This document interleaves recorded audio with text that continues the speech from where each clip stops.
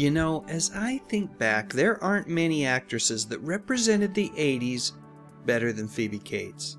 For the most part, her body of work resides in the 80s, and what an impressive film resume it is.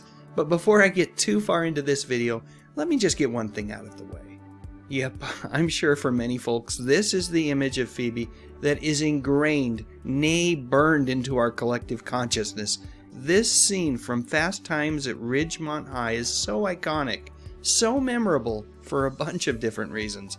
Alright, now that I've got that out of the way, let's take a step back, because before movies, Phoebe was a pretty in-demand teen model. During the late 70s and early 80s, she was a fixture on the cover of 17 magazine, and with a face like that, how could it not just be a matter of time before Hollywood came knocking? So getting back to Fast Times at Ridgemont High, this is where I saw Phoebe first, and I liked that movie so much. In fact, I was such a fan that I tracked down the book and learned all about Rolling Stone journalist Cameron Crowe, who in the late 70s posed as a high school student, and by doing so, gathered oodles of really interesting material for his book. But even better than the book and the movie was this album. If ever a film deserved a great soundtrack, Fast Times at Ridgemont High was it. In fact, as I sit here making this video, I can still hear Raised on the Radio by the Ravens in my head. Such a great song. But I'm getting way off track here. I've got to pull myself together and get back to Phoebe. And yes, that is Willie Ames with her in this picture. Right around the same time as Fast Times at Ridgemont High, Phoebe showed up in a Blue Lagoon style knockoff with Willie titled Paradise. And like I said, over the course of the decade, Phoebe continued to make her mark. It's actually a pretty darn impressive filmography. Aside from Fast Times at Ridgemont High, I'm sure many fans would point to the Gremlins movies as a favorite, but for me, that honor goes to one of Phoebe's final films titled Drop Dead Fred, where an imaginary friend from her childhood returns to cause all sorts of trouble, and as you might expect, hilarity ensues. At least it did for me. I think this movie is one of those where you either love it or hate it, and in my case I loved it. In 1994, Phoebe would star in Princess Caribou and then just kind of disappear. So what happened? Where did she go?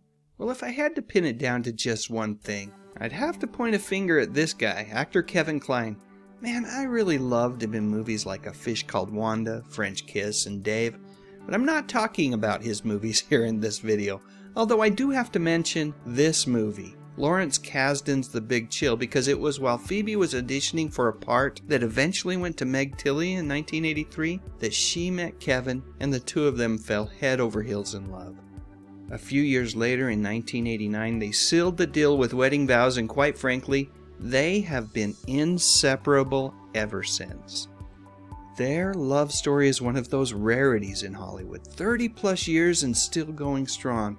It really is a testament to these two wonderful people. So anyway, before you know it, kids show up. Well, they didn't just show up, but you get what I'm saying. Things happened, and in '91, their son Owen was born, and 3 years later, his little sister Greta followed. And you know what? With the birth of Greta, Phoebe made the decision to really step away from movies and concentrate on her family. She did, however, make a brief return along with her husband and 2 children in the 2001 film The Anniversary Party, but that has been her only film appearance that I am aware of. Now, their children have grown into creative forces of their own, Owen first as an actor and now as a director, and Greta as the leader of the band Frankie Cosmos. If you're interested in hearing some of Greta's stuff, there's a ton of different tunes right here on YouTube, so why not check it out? And in 2005, as her kids were getting a bit older, Phoebe opened up a store on Madison Avenue in New York. From everything that I've read, you never know what you might find inside the store. Phoebe just sells what she wants to sell. Cool clothes, cool toys, and all sorts of other eclectic items that you might not find from other retailers, especially on Madison Avenue.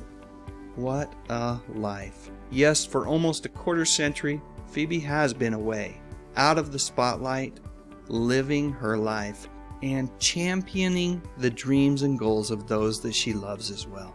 Truthfully, if you think about it, that's what we all want to do, what we aspire to. Well done, Phoebe. Well done. I bet you thought I wasn't going to mention Phoebe's massively popular miniseries from the 80s called Lace. Well, let me sneak it in right here. This thing was so popular that Phoebe found herself on the cover of TV Guide and starred in the sequel, Lace 2. Alright, now it's your turn. Please share your memories in the comments section, and while you're at it, I'd love a thumbs up if you enjoyed this video, and I would be absolutely honored if you would consider subscribing to my channel. We talk about music, movies, and mostly television from the 50s, 60s, 70s, and 80s. You know, the good stuff. But most importantly, and as always, thank you so much for watching.